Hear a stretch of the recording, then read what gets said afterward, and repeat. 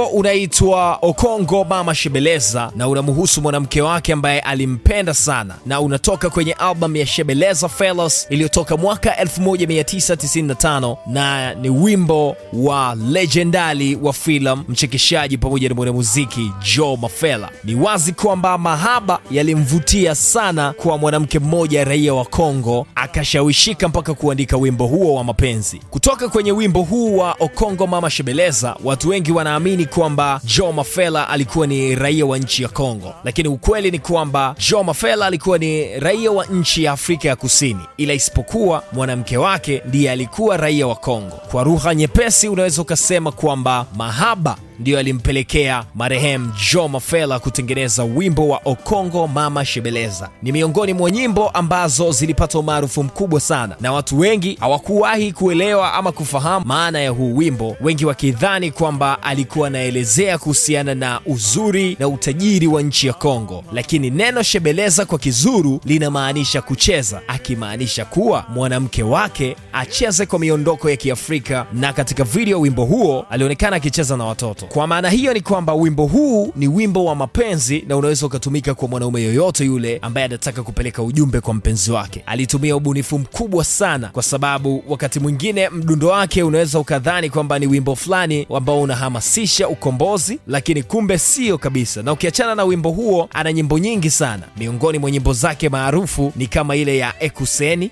Jabula, Siyaya Ifrance, Toko, Mwambe. Hizo tu ni baadhi ya ngoma ambazo ziliwahi kutamba enzi za uhai wake. Vipi na wewe? Ulikuwa unaelewa kwamba hii ni nyimbo ya mapenzi na unaweza ukatuma dedication? Kama ulikuwa hujasanuka, basi inabidi usanuke sasa hivi kwamba wimbo wa Okongo Mama Shebeleza ni wimbo wa mapenzi kutoka kwa legendari wa filamu, mchekeshaji pamoja na mwanamuziki Joe Mafela ambaye alikuwa ni raia wa nchi ya Afrika ya Kusini.